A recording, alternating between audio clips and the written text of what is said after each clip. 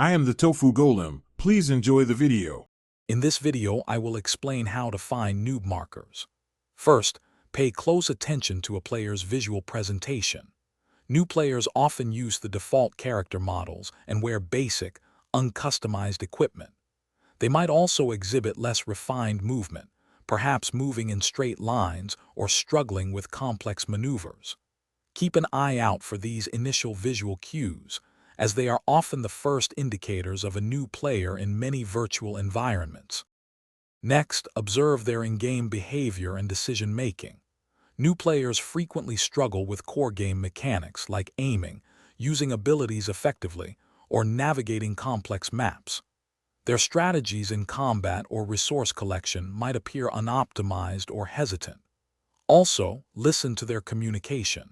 It could be sparse, simple, or focused on basic questions, indicating a lack of familiarity with the game's nuances. Third, consider environmental cues.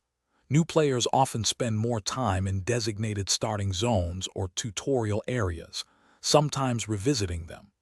They might interact with non-player characters or objects in ways experienced players typically wouldn't, like repeatedly examining basic items. Additionally, they might explore less efficient routes or areas that offer minimal strategic advantage, revealing their unfamiliarity with the game world. Finally, remember that finding a noob marker is about combining several observations, not just one.